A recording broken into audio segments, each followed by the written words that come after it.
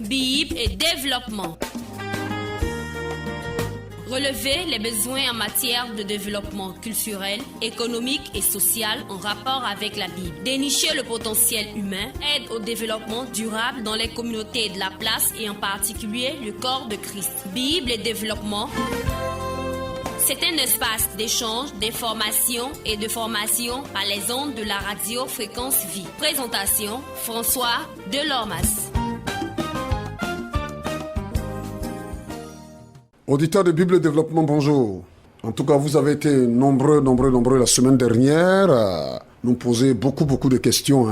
J'ai reçu beaucoup de réactions, des gens qui n'ont pas trop compris certaines choses. Et je pense que notre invité s'est efforcé à ébaucher des éléments sur lesquels nous allons réfléchir. Parce que nous parlons depuis la semaine dernière de la création selon la Bible. Je dis bien la création selon la Bible. Voilà. Parce que quand Dieu créait, il y avait un objectif qu'il voulait atteindre. Voilà. Dieu avait sa pensée du monde, de la création. Donc, nous allons parler donc de la création à l'origine. Bon, aujourd'hui, nous allons essayer d'aborder le concept de la perspective du royaume. Parce que c'est très important de comprendre les choses pour qu'il y ait une certaine logique dans le développement. Et je suis donc toujours avec le pasteur Hervé Nieba. Bonjour, pasteur. Bonjour, frère Delormas. Merci de nous faire l'amitié encore de nous visiter. Alors, pour aider nos auditeurs, on va en quelques minutes quand même faire le rappel de ce que nous nous sommes dit la semaine dernière. Ok, je pense que la semaine dernière, nous avons parlé de l'approche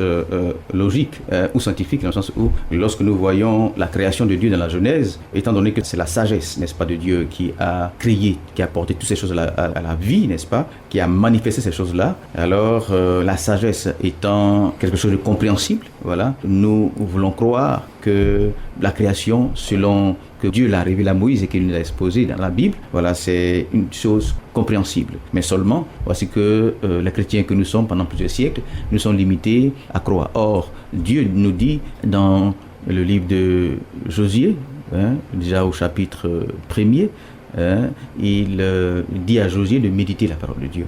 Et là, c'est très important, je pense qu'il faut que nous puissions méditer à cela. Notons que Dieu apparaît à Josué après la mort de Moïse. Et Josué est celui avec Caleb, n'est-ce pas? Il est l'un d'entre ceux-là qui sortent d'Égypte. Et c'est dès qu'ils sont sortis d'Égypte que Dieu donne la loi, qui est la Torah, qu'ils vont lire. Voilà. Ils ont fait 40 ans dans le désert. Et après Moïse, Dieu parle à Josué, donc 40 ans après. Et donc, ça fait 40 ans que Josué a le livre de la loi entre les mains. Il n'est pas ignorant de ces choses. Mais seulement, lorsque Dieu se révèle à lui, Dieu lui dit d'avoir une autre approche de la parole de Dieu, donc de la Bible. Voilà. Quelle était la première approche de Josué qu'il avait selon Dieu? Et maintenant, quelle nouvelle approche? De la nouvelle approche, c'est la méditation. C'est différent de tout ce que Josué faisait, qui était peut-être la lecture. Vous voyez, simple. Et donc, et c'est là notre péché à nous. Par exemple, est-ce que nous sommes sûrs que nous méditons, c'est-à-dire réfléchissons? Pas dire méditer, veut dire réfléchir, c'est une réflexion assez poussée. Est-ce que nous réfléchissons sur, par exemple, la création? Dieu dit, par exemple, la Bible dit, par exemple, le premier verset dit que Dieu créa les cieux. Déjà, nous devons réfléchir, comme par exemple, les cieux, pluriel. Pourquoi les cieux? C'est combien de cieux, par exemple? Et la terre. Mais pourquoi plusieurs cieux et une seule terre? Vous voyez. Donc, lorsque nous continuons, par exemple, le deuxième verset nous dira que la terre était informe et vide. Mais qu'est-ce qui peut être informe qui est vide? Donc, c'est-à-dire la chose n'a pas de forme. Vous voyez. Voici en fait l'approche de la méditation. Vous voyez. Et donc, pour nous, les choses peuvent être comprises. Vous voyez. Nous ne devons pas forcément saisir les choses par la foi. Et j'ai fait également il n'est pas en train de dire de ne pas avoir la foi. Non. Mais il dit qu'on ne doit pas s'arrêter à ce seul niveau du on croit et puis c'est terminé. Dieu nous a donné une intelligence. On peut développer des réflexions pour chercher à comprendre les choses. Mais justement, c'est ça aussi la préoccupation d'un auditeur qui a appelé et qui veut recueillir l'anonymat. Il dit de te demander, mais quand tu poses toutes ces réflexions-là, c'est pourquoi? Est-ce que ça vaut la peine? Parce qu'en voulant chercher à savoir le pourquoi des choses, est-ce que ça ne devient pas compliqué? Est-ce que, voilà. Ok, je dirais à ce auditeur, je ramènerai l'auditeur à la Bible, précisément au verset, sinon dans le livre de Proverbes, au chapitre 25, verset 2, qui dit que Dieu s'exalte. La gloire de Dieu, c'est de cacher les choses. Voilà. Et ceux des rois, je précise, des rois, c'est, n'est-ce pas, de les chercher. Voilà. J'insiste sur le mot roi, pourquoi? Parce que ce n'est pas tous les hommes qui cherchent. ceux qui siègent sont appelés rois. Les rois sont distingués par quoi? Par l'autorité. Absolument. Les rois sont distingués par quoi? Par la domination et par le pouvoir. Vous voyez? C'est pourquoi Dieu fait l'homme à son image, selon sa ressemblance. Pourquoi? Pour qu'il domine. Et qui parle de domination, parle de pouvoir. Et ceux, n'est-ce pas, qui domineront auront forcément le pouvoir. Mais comment est-ce qu'on domine? Très souvent, les chrétiens pensent qu'on domine par la force. C'est pas vrai. Par la puissance, c'est pas vrai. Je ne vais pas forcément aller en politique, mais pourquoi est-ce que les nations occidentales nous dominent? Simplement parce qu'elles ont de la connaissance.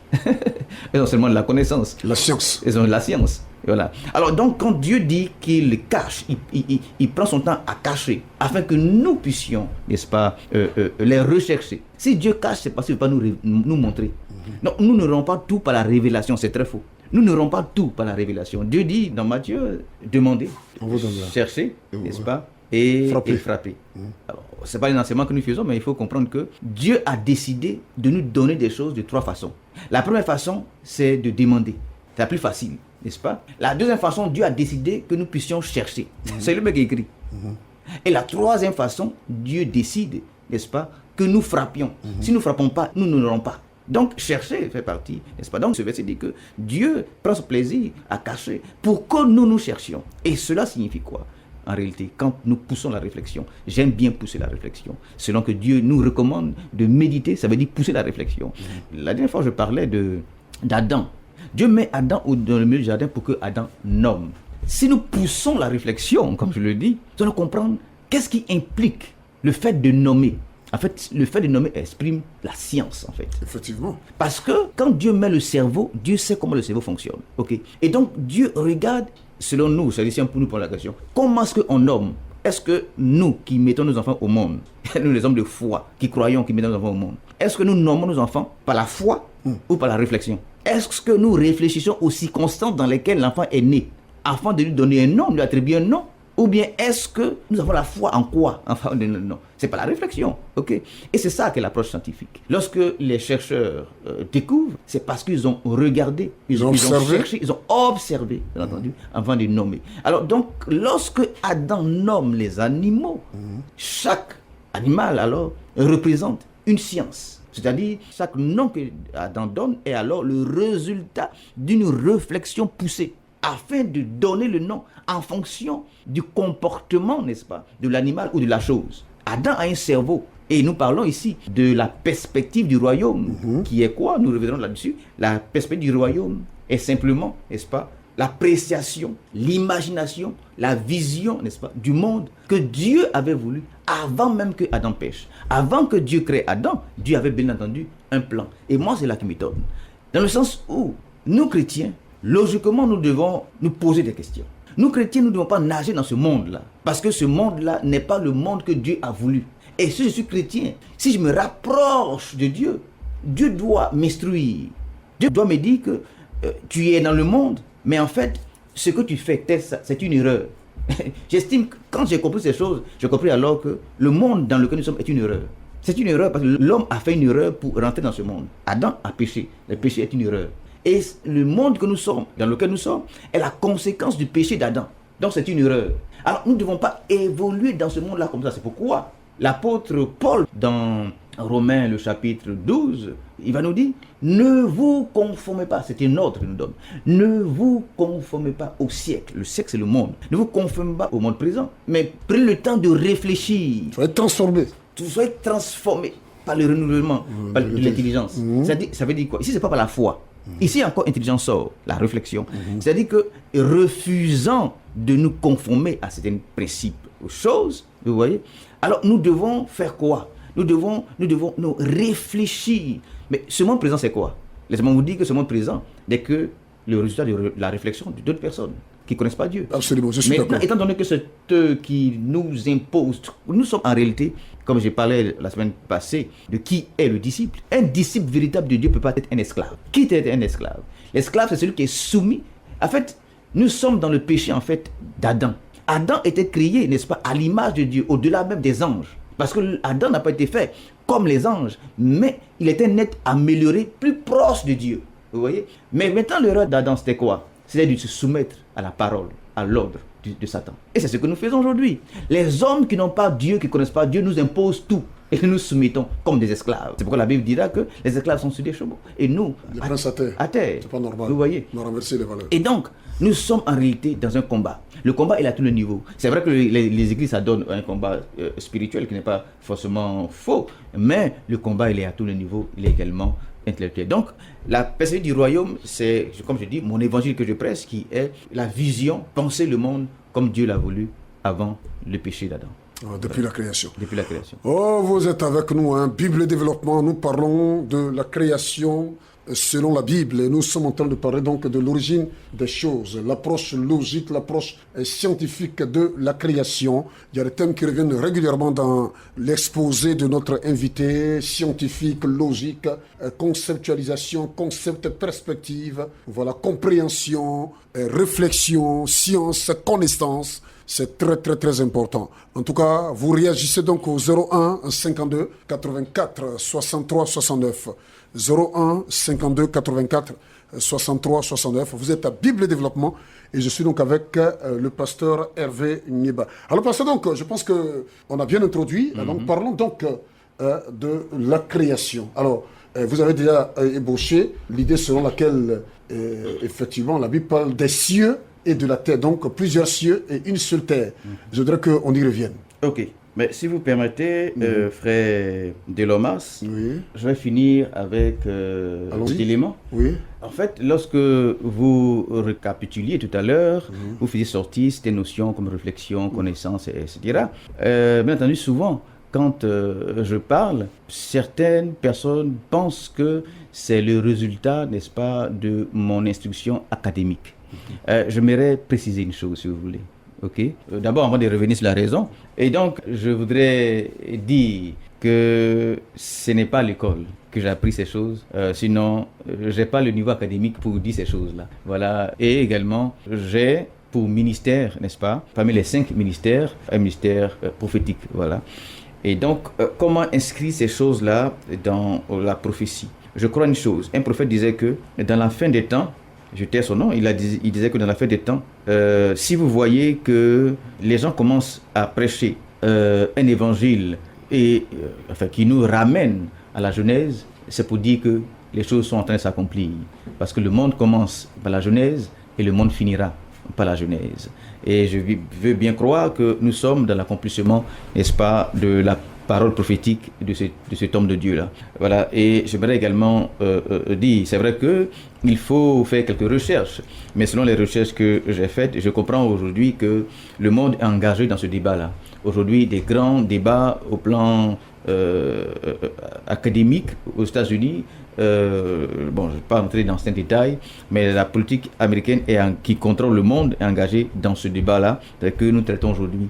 Et je crois aussi une chose, beaucoup de prophéties ont dit que l'Afrique, ou je dirais peut-être pratiquement la Côte d'Ivoire, sinon de l'Afrique ou de la Côte d'Ivoire ou autre, viendra un réveil, n'est-ce pas, spirituel. C'est vrai que parlant de réveil, j'aime pas trop cette expression réveil spirituel, dans le sens où on peut être réveillé en parlant langue, en faisant des choses spirituelles, etc.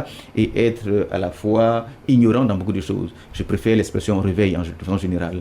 Alors, je pense que nous commençons par là. Et je voudrais dire que c'est pas des produits de ma réflexion, simplement le Seigneur s'est révélé à moi et m'a dit qu'il va m'expliquer ces choses-là parce que ça sera important dans les temps qui viennent. Et donc, ça fait, je dirais, plus de 20 ans que je sais ces choses et c'est maintenant que je commence. Ce sont assez complexes. Alors, il fallait beaucoup de réflexion, beaucoup de mesures, beaucoup de prudence. Voilà, et c'est maintenant que je commence à partager avec les uns et les autres. Donc, c'est le résultat, n'est-ce pas, de mon ministère parce que le monde dans lequel nous partons va s'engager, n'est-ce pas, sur ces choses-là. Il faut que, comme je disais tantôt, les grandes nations, au plan même de leur justice et autres, sont en train de travailler sur ces conceptions-là afin de dominer le monde. Mais l'Afrique paraît, n'est-ce pas, être en marge de ces choses-là. Et aujourd'hui, nous devrons, n'est-ce pas, nous avons tous la Bible, donc ouvrir également ces perspectives-là afin de réfléchir. Et pour finir, j'aimerais faire une réflexion ou précision. D'après mes recherches, Alors,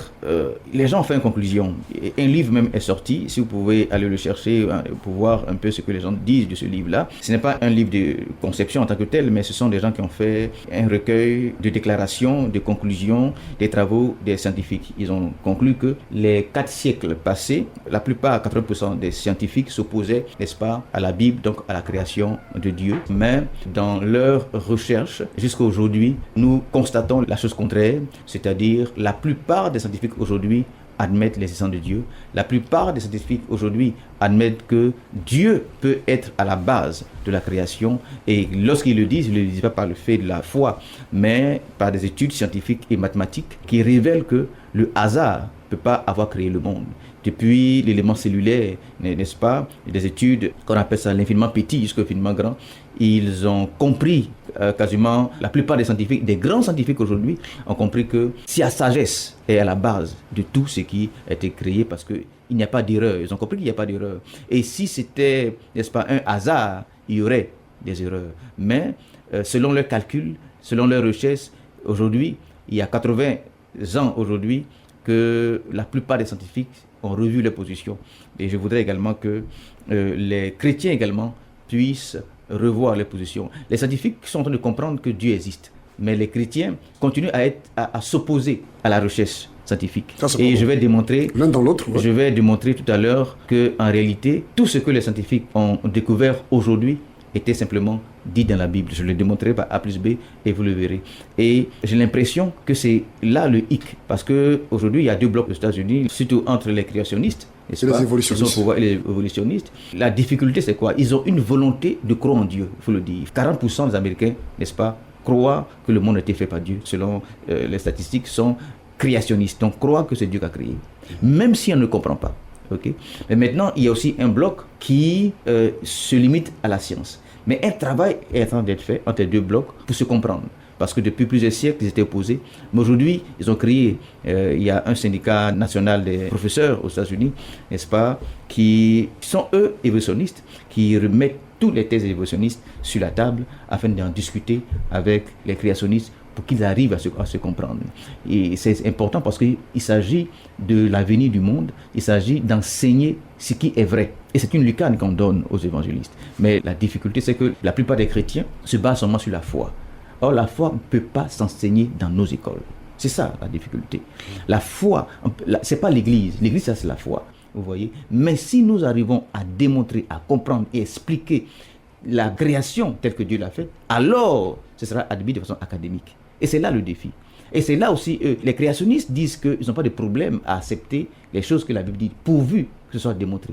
Et par la grâce de Dieu, je crois que nous arrivons à le démontrer. Nous arrivons à pouvoir enlever cette difficulté-là à leur niveau. Nous pensons que peut-être ce travail que nous faisons aujourd'hui va arriver jusqu'à eux pour les amener à comprendre qu'aujourd'hui, nous pouvons aisément comprendre, n'est-ce pas? Pas seulement croire, au-delà de croire. Quand Dieu nous donne à croire, après, vous voyez, Dieu cache ces choses. Vous voyez, Dieu dit à Daniel, scelle. Ça veut dire que tu ne peux pas comprendre. Jésus dit à ses apôtres que vous ne pouvez pas comprendre ces choses-là aujourd'hui. Mais ce n'est pas que vous ne le comprendrez jamais.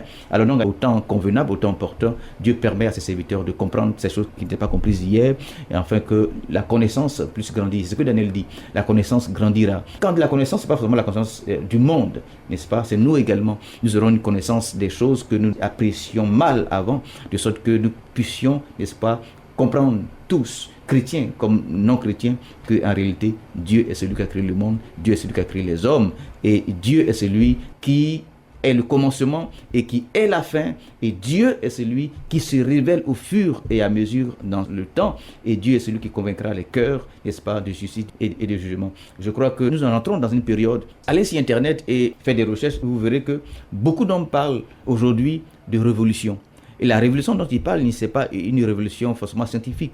Mais une révolution, c'est quoi? C'est une tendance ou une compréhension qui vient bouleverser. Bouleverser, il y a un bouleversement. C'est ça. Donc hier, la science était opposée, n'est-ce pas? C'est un peu comme une pyramide, où la base est éloignée, et plus on monte, nous comprenons que les scientifiques sont en train de découvrir qu'ils étaient dans l'erreur, qu'en réalité, leurs calculs, leurs analyses, leurs travaux convergent à un point. Et le point vers lequel ils s'en vont, c'est Dieu. Et Paul l'a dit également, n'est-ce pas, dans Romains. Paul dit que si nous regardons la création... Romains 1? Oui, Romains 1. Et ce qu'il dit, au moins, croyons d'abord, il ne dit pas de comprendre dans un premier temps. Il dit, si nous acceptons que c'est Dieu. Donc moi, je suis chrétien, pasteur de Sucroix, j'accepte, et tous les chrétiens, n'est-ce pas, acceptent que c'est Dieu. Ok. Maintenant, il dit, si nous partons au-delà de l'acceptation, c'est-à-dire de la foi, et que nous observons les choses comme Adam a observé les animaux, nous aurons la capacité de voir la puissance de notre Dieu invisible dans les choses réelles qu'il a créées. Donc, en fait, c'est ça la démarche scientifique. Je dirais que tu reprends le verset là, c'est très puissant. Toutes les phrases que Paul, Romains chapitre 1, si tu veux, je préfère la version Louis II.